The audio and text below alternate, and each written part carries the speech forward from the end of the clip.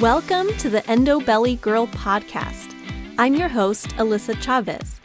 I'm a nutritional therapy practitioner and restorative wellness practitioner on a mission to change the way that we support women with endometriosis. Endo is a full-body disease that impacts your mind, body, and spirit in countless ways that aren't often addressed the way that women truly deserve. We are here to talk about all of it. Please keep in mind that the content of this show has been created for educational purposes only and should never be used as a replacement for medical diagnosis or treatment. Hello, and welcome back to the Endo Belly Girl podcast. Today, we are going to be talking all things endometriosis surgery, which is a major part of endo care for so many, and yet so many people go into it without really knowing what to expect. But thanks to this episode, you will not be one of those. So I wanted to share a story with you really quickly before we dive in here. I offer a free consultation for potential clients before they start to work with me one-on-one, just so we can make sure it's a good fit and I can share a little bit more about what that looks like. And so I had met with a potential client and we were just talking about her journey so far and everything she had been through. And she shared with me that she had had so far 12 surgeries for her endometriosis. And the thing is that story is fairly common. It's not like a once in a blue moon thing. I mean, I hear that all the time. I talk to many people who have had 2, 3, 5, 9, 12, 15 surgeries. And that is so crazy to me. And my question always is why does that become the case for some people, but others can have one surgery and then move on? And I will share later in this episode what I believe to be the biggest reason for that. So stay tuned. So today's episode will be like having a friend who's been there before, because now you do, but a friend who also happens to be a functional nutritionist and can give you insights from that point of view. So we are not today going to dive into all the ins and outs of surgery because I am not a surgeon. I cannot give you medical advice. I say that in the intro of every episode, so you all know that. At the end of the day, the choices that you make around that are between you and your doctor. But what I can do is help to share with you certain actions that you can take pre and post surgery that can help with your recovery and having a smooth experience all around. So let's dive into that today. What we're going to look at today we're going to look at some key ways to plan ahead for a better experience. So my type A friends, I see you out there. You will love this. Tools for supporting pain and inflammation, and considerations for long-term care post-op. So let's dive in. So first of all, I would like to start off by doing some endo surgery myth busting. I'm all about myth busting, really getting to the heart of the matter, the truth of the matter.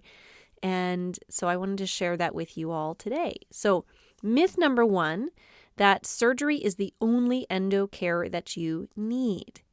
The truth is that quality excision surgery can be an important piece, but can't actually stand alone without supporting the root cause of why your symptoms and why that endometriosis growth is happening in the first place. Myth number 2, all types of surgery and all surgeons will give you the same result. The truth? Nope. Be sure when you are looking into surgery for yourself that you look for somebody who specializes in endometriosis excision surgery. Not just any old OBGYN, not a general reproductive surgeon. You want to actually look for somebody who specializes in endometriosis surgery. I think that is really key. Again, I'm not a medical expert, but this is just from my own experience from the experiences of so many endo warriors that I've talked to. That's one of the beautiful things about the work that I do, is that I have a lot of conversations with endo warriors between my one-on-one work with clients, the people who actually are my clients, and the people who I do those free consultations with who are considering it. I have conversations with people who are in my membership. There's many ways, and just sometimes just connecting through Instagram or different places like that. So through all of those conversations and, social media groups that I'm in and whatnot, I see over and over and over again people who don't work with an expert endometriosis surgeon just end up having a really hard time with recovery, oftentimes end up having to go back in for another surgery further down the line. And I fully believe that that can make a huge difference. So yes, do your homework, do your research. All right, myth number 3 for today, that this is a minor surgery. The truth, this is a minimally invasive surgery, but not necessarily a minor surgery. I'm sure that can vary a lot dependent on your unique situation. But from my personal experience, and again, from the experiences of many people that I've talked to over the years, a lot happens in there. And not to scare you away, but just I think it's important to have reasonable expectations for recovery. So even though the incision sites are quite small, especially if you're having the robotic type surgery, which I know there's a lot of debate out there around that, doing the robotic versus not robotic. I'm not even going to touch that today because I don't know enough to really give a logical conclusion on that. That's what I've got to offer about that today. There's many people out there who can give you more insights and information on that particular topic, and I am not one of them. But typically you have very small incision sites, but that doesn't mean that there wasn't a lot happening inside of your body. So I just think that that's important to be aware of, because I was thinking going into it that, it's tiny little incisions, it's supposed to be a relatively quick surgery. Mine ended up being about 4 hours long. There was a lot going on in there, but a lot happened during that time. There was a lot of tissues and things that they were working on during that time. So yeah, just anticipate that it's not like, oh, you're going to get up the next day and be fine. It's often just a lot more to it than that. So let's take a look then at what you actually need to know. For starters, I always recommend planning ahead for a better experience. So that starts way back before you even book your surgery, which is to do your research on your surgeon. Look for that skilled excision surgeon who specializes in endometriosis. And just a reminder also that excision surgery and ablation surgery are not the same thing. Again, I'm not going to go into the ins and outs of the differences with types of surgery today because that's not my area of expertise, but I just wanted to just share that with you all today since that's the topic that we're talking about, but definitely do your research on that. There's some really good resources out there like Nancy's Nook and I Care Better. Those are some great resources that you can look into. I'm happy to share those in the show notes for you, so that you can find more information on those. But those are some really great places where you can find some good information about surgery and even look up surgeons in your area and all of that good stuff. But what we're really going to focus on today is how to support yourself from a holistic perspective, looking at all the things that you can do to support your body in that healing process. So as far as planning ahead, one thing that I really recommend is just preparing your environment ahead of time, preparing your sleeping space, considering how accessible that is. I know for myself, I prepared a sleeping space downstairs. My bedroom is upstairs, and I didn't want to have to traipse up and down the stairs those first few nights, which I'm glad I did because I actually physically couldn't go up the stairs anyway. So I prepared a sleeping space downstairs where it was easier for me to access and get in and out, and found that to be a lot easier. And then same thing with your clothing, shower situation, entertainment, comfort, just kind of have all of that set up for yourself ahead of time so that you feel comfortable and ready to go when you come home from your surgery. And don't be afraid to ask for help, right? I know that I'm not a big ask for help kind of girl, to be perfectly honest. I am kind of a do-it-yourself kind of girl, but I have to say that having people there by my side when I was recovering was so incredibly invaluable.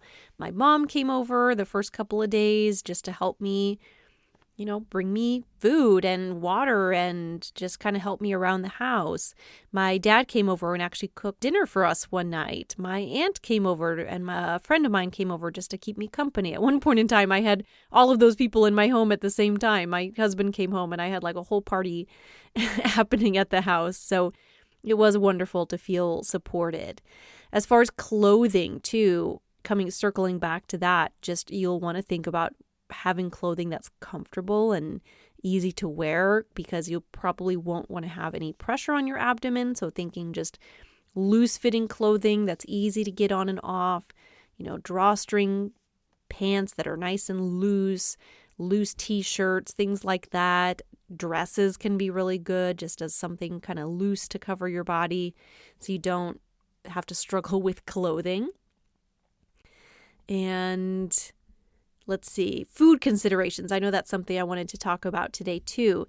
You will be coming off of anesthesia when you first are coming home from your surgery. So definitely thinking light foods at first is really good. Things like soups and broths are great. Bone broth is very healing and wonderful. And you can even add in some anti-inflammatory spices like ginger and turmeric can be really wonderful.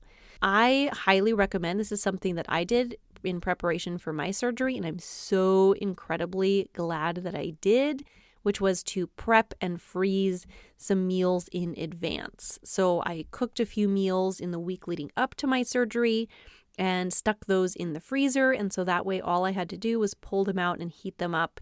And that made my life so much easier because I don't like having to rely on takeout food. It doesn't feel great for my body, and I didn't want to have to stress about that stuff. So I just prepared a few meals ahead of time and had them in the freezer ready to go. And I found that to be so incredibly helpful. So that's something that I would highly recommend. And if that's something you're interested in, stay tuned until the end of the episode today because I have a special something for you that can be helpful for that. All right. Tools for pain and inflammation. Now, your doctor will more likely than not prescribe some medications for you, some pain medications. So, of course, work with your doctor on that front. Again, that's not what I'm here to talk about today because that's not my area of expertise. But there are some holistic tools that you can use to help to kind of complement that and also just to kind of keep you going when maybe you're at a point where you're weaning off of the medications. So I really like anti-inflammatory herbs like ginger and turmeric, which you can get in tea form. You can use the fresh herbs and add them to soups or salads or stir fries, things like that. Smoothies can be really great place to use those herbs. You may also, a lot of people immediately post-surgery, especially if your surgeon uses gas to inflate your abdomen, which is very common. A lot of women experience gas pain afterwards, where that gas is kind of just trapped in your abdomen and needs to work its way out. So things like ginger and peppermint can be really supportive of that, as well as movement, just getting up and moving your body. Now, when I say movement, I mean movement. You're not going to be getting up and doing jumping jacks anytime soon. But what you can do is get up and just walk around your house. In fact, I think it's fairly common these days that doctors will encourage that anyway in those post-op days so that you can help to move that gas out of your body. So that's something that was recommended to me and I found to be really helpful. The hardest part I know was for me and so many people is having patience, because a lot of that recovery is rest and time, right? Your body went through a lot. There's a lot of healing that needs to be done, and that takes time, and it also requires you actually resting. I know, trust me, as a ambitious business owner over here who is super passionate about what she does and loves to help to support other people in their endo journeys. It was very difficult for me to kind of step back and rest during that time, but it also is super necessary. So just remember that. Have patience with yourself. Take your time. Take it easy. And you'll be fine, right? Just one day at a time. I actually have a friend. This is kind of circling back to our earlier conversation. I have a friend who is a colleague of mine. She's a fellow nutritional therapy practitioner. We actually went through our training together for that. Also has endometriosis, and she had surgery prior to us meeting. And she actually, initially, her very first surgery that she had was an ablation surgery. And later on went back to have an excision surgery, which again, I'm not going to go into the full details, but just so you have an understanding if you really have no idea what I'm talking about. Basically, an excision surgery is like pulling out a weed from the roots, and an ablation surgery is just like chopping off the weeds at the ground level. So it makes a big difference in the way that you feel, and she was telling me how very differently her recovery went from one surgery to the next, because she didn't realize at the time when she had her initial surgery that there was even a different option out there. That's why I wanted to mention that today. And she was telling me how incredibly painful her recovery was from the ablation surgery. And not that it was pain-free when she had her excision surgery, but certainly was a very different experience. And of course, she also, being somebody who is like me, very holistically minded and wanted to support her body from more of that root cause approach, she also was doing a lot to support her body in between those surgeries, and feels like that really helped to support her experience when she went in to have that second surgery. Now, I wanted to circle back. Remember earlier in this episode, I mentioned that woman who I spoke to who had had 12 surgeries. And I wanted to circle back to that. Now, first of all, I want to be super, super clear as I'm talking about this stuff. My intention is never going to be to push blame or shame if you have already had multiple surgeries or you end up needing multiple surgeries, because you know what? We can only move forward. But let's give your body the best chance for success that we can. It's one of those things you just, A, you don't know what you don't know. And B, oftentimes you just don't know that your body needs support until you start having these crazy symptoms and you need surgery. And it is what it is. You know, I know I see talk out there, especially in the land of social media, of course, where people think that if when we're talking about dietary and lifestyle stuff, that basically it's like a way of blaming you for having endometriosis because you didn't eat the right diet. It's not that at all. In fact, I don't believe that one bit. But I do believe that dietary and lifestyle strategies, amongst other things, can be very supportive in helping you to avoid having surgeries, multiple surgeries moving forward in your life. So the best solution that I have found to help to avoid multiple surgeries, that just from my personal experience and from my clinical experience and from all the conversations I've had with so many different women, is long-term care. Right? A surgery really is a one-time event, and I do think it can be very helpful for so many women. So if that's something that you need, by all means, I am very much not against it. In fact, I think it is very supportive for so many women. But then you have to think about your long-term care afterwards. It's not like, oh my gosh, you had the surgery, you're good to go, you don't ever have to think about endometriosis again in your life. Not necessarily. For some people, it might look like that. And if that is your journey, great, awesome, more power to you. I will be over here cheering you on. But I find for many people, that's not necessarily the case. So my recommendation really is to build a support team around you, right? Exactly what you need can look a little bit different for everybody. But I do think that getting that long-term support can be incredibly helpful. So options to look into, things to think about. Pelvic floor physical therapy is one modality that has been very supportive for so many people. So I've heard people even recommending starting it before surgery and or after surgery. You can speak to a pelvic floor PT in your area and see what would be kind of the best option for you. But that is something that can be super supportive because it is very common with endometriosis to have some pelvic floor dysfunction going on. There's a lot of trauma that's happened in your body. There can be a lot of hypersensitivity in your body. And so getting that long term, I say long term, it's not like you have to go to pelvic floor PT for the rest of your life, but for a period of time to help to support that recovery process, I know a lot of women find to be super, super helpful.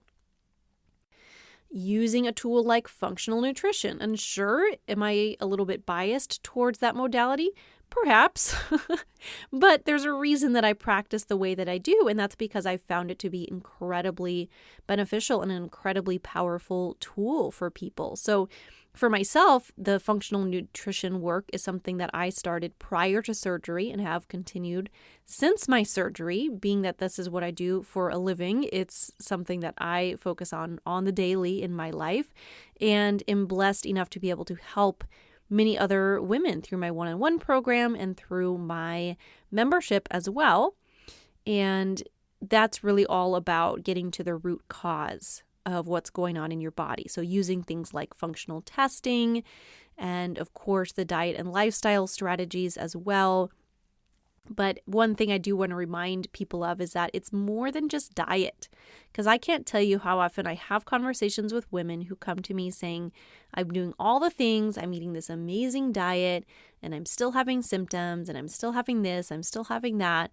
And that's where really investigating to get to the root cause of what's going on in your body. So that can be oftentimes that involves things like looking into your gut health, looking into, some specific nutrients and your status on that, looking into your immune health and how your immune system is functioning, because that has a lot to do with the growth and development of endometriosis. There's a lot of moving factors. Yes, looking into the hormones as well, although that's not really a first stop for me because, as I've talked about many times before on the podcast, hormone imbalance is a symptom and not a root cause. But definitely a piece of the puzzle, one of the moving pieces, right? Because I really believe that endometriosis it's multifactorial. It's not one thing. It's not like, if you clean up your diet, you're good to go. Oftentimes it requires multiple layers of support. So my best recommendation is to work with somebody to help to develop a plan for your unique body, because that can look a little bit different for everybody. And yeah, if you're already doing a lot of the diet and lifestyle stuff, that's great, but you may still need deeper support than that. And those tools are things that I've found to be super supportive. Not that there's any guarantee that if you do this functional work that you'll never have to have surgery again. I'm not going to sit over here and make claims like that because everybody's different. Every situation is unique. But I do find that it makes a huge difference and can certainly be a help in avoiding having to have repeat surgeries and all the things, because it's a big deal having surgery. Let's be real. It's not something you want to take lightly or dive into just because. It's something you want to really consider and see what is a good fit for you. I know for myself, I had my surgery in what year is it now? It's 2024. It was in 2022 I had my surgery, and I had really started doing the functional nutrition work prior to that and have continued since then. And I have really seen a lot of improvements since my surgery. Now, I definitely saw a lot of improvement from the surgery itself, but there were some symptoms that were still coming up for me afterwards. And through the dietary and lifestyle and targeted supplement and through the functional testing that I use to really see what's going on in my body, just like I do with my clients, I've been able to really see some improvements along the way in pain levels, in my overall experience when I'm having my periods and my ovulation and everywhere in between. So I'm just a big believer in all of that. All right, my friend, if you have a surgery coming up or if it's something you're thinking about, I want to be super clear. I'm a nutritionist. I am not a chef. I am not a recipe creator. It's not my thing. There are a lot of people out there, however. I even have some colleagues who are amazing at recipe creation and do a fantastic job. So what I've done is, rather than me sitting down and creating a recipe book that would probably take me like years to complete, because I don't write down my recipes. I just cook things. Or I'm using other people's recipes. But what I have done is I've curated a list of recipes that I have really enjoyed. It's pretty casual. It's just in a Google document where I've linked up, some recipes, pictures, reason I've liked it, some good make-ahead meals that you can freeze if you're getting ready for your surgery. So if that's something that sounds like you need it, it's definitely something you can use even if you don't have a surgery coming up, but you just want some good anti-inflammatory recipes that are just nourishing and healing. I will link to that in the show notes, and you can download that and enjoy it and get yourself one step closer to that healing process. So, hope you enjoy that. Thanks for joining me today on this journey. So glad we were able to chat all things surgery recovery. This is a question that I receive frequently, so I thought I would just go ahead and do a whole episode on it. All right, my friend, thanks so much for joining me today, and we'll talk soon. Thank you so much for joining me today, my friend. If you loved what you heard, be sure to share with a friend and subscribe so that you can keep coming back for more. If you are ready to take the next step towards getting to the root cause of your endo symptoms like endobelly, pain, fatigue, and so much more, you need to download my free ultimate guide to building your own endometriosis diet. You can find the link in the show notes or at www.endobellygirl.com. Until next time, my friend.